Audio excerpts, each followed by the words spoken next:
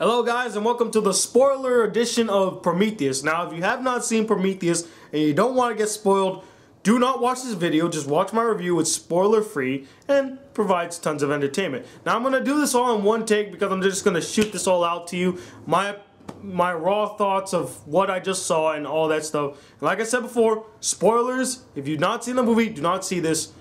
Turn this off right now. So getting into the movie, the big question that everyone was on their mind is this a prequel, is this a spin-off? And like I said in my review, I think that this movie is a precursor to what will later on be either a sequel to the movie, and then they'll make another one, which will be the prequel to Alien, or that the sequel itself will be not only a sequel to Prometheus, but a prequel to Alien. And as you can tell, at the end of Prometheus, we get to see the xenomorph in its earlier stage of development. It's really just like its raw form. Like it doesn't come out like it's an original in its original way, like in Alien, where it's like a worm. It came out like full-bodied, grown xenomorph. And even the way that the mouth shot out, it wasn't like a small mouth. It was literally still attached to its face. So you could tell that this was the earliest stage of what the xenomorph will later on grow to be. And here's another thing I honestly think, and I think this is proven within the lore of Alien. I think that the xenomorph, the way that its body is structured and the way that it comes out, is all based on what type of host it has. Like in a human host, it comes out like the aliens in Alien 3 and Alien Resurrection. And when it inhabited the body of a predator, like in Alien vs. Predator, it came out to be a pralien. So what I think, since it came out the way that it did in Prometheus, because that being was an engineer and it wasn't really human, it came out just like that. That's my assumption. And remember, these are just all my opinions, what I think. I think the reason that it turned out to be looking like that is because it came out of an engineer and not in a human. If it came out in a human, it might look like more of the aliens that we're familiar with, but because it came out of an engineer, it looks a bit different. Now, another thing that bothered me in this movie is whether or not Charlize Theron is a robot or is she a human. Now, in the beginning of the movie, and excuse me, I'll be coughing in this video too.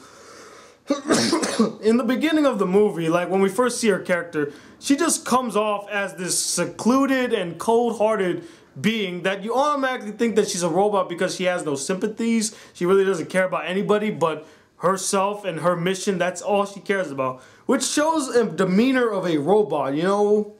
But at the same time, later on as the movie progresses, she starts feeling like, because of the way that she acts, people are thinking she's a robot, she's being alienated, so she tries to show human emotions. But even though that happens, in the back of my mind, I still think that she is a robot. Wholeheartedly, I think she's a robot. She really doesn't care about anything. It's just, she has a directive, she wants to complete that directive, and that's it.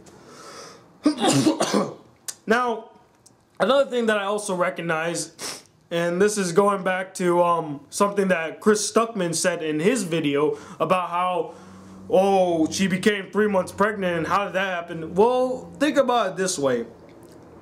If you remember the alien in Alien, that sounds weird, but if you remember the Alien, that thing was not born for more than like an hour or 2 hours, and that thing grew to like this huge monster in like a couple of hours, yet it was just a worm a few hours ago. So what I'm thinking is, if that's really like the precursor to what the alien, those parasite things that cling onto your face, if that's the precursor, then that explains why it grew so fast, because I don't know, I never really understood how they grew so fast. It never really explained it to me, but because it's an alien and it's one of those parasite things, it just grows really fast. I mean, that in every alien movie I've ever seen, those things grow really fast to the point where it takes like a second and they're like huge. But what else do I want to talk about? So we talked about the robot. We talked about this being either a precursor or not a precursor, and I think that's all I really have to say. Oh, yeah, the space jockey. So we see a comparison between Alien and Prometheus with the space jockey. And this is going back to something that in Pretty Much It, these are people that I saw their take on the movie already and heard what they got to say. And I kind of agree with him too. Like, they explain that this is actually a suit. It's not an exoskeleton, it's a suit. So maybe Noomi Rapaz's character was, or Shaw, let me say Shaw because that's her character. Maybe Shaw was in that suit that we saw in Alien. And what if, and this is just going out on a limb here, but what if LB-426 is actually the home planet of the engineers? Because remember, at the end of Prometheus, she said that she wanted David to take her to the home of the engineers. What if the home of the engineers is LB-426? Maybe? These are all just theories that I'm thinking of as I think of the movie. I really did enjoy the movie. It did have a lot of things of enjoyment. Though, like I said, the story and the writing needed a little bit more work and the characters were a bit But, so I would like to hear what you guys have to say about this movie as well. I'm sure you all have a bunch of things to say about how it ends, how it connects to Alien, and other sorts of things. So, comment below, let me know your thoughts, let me know what's your take of the movie. Do you think it's a prequel? Do you think it's a spin-off? Or do you agree with me and think it's a precursor? Alright?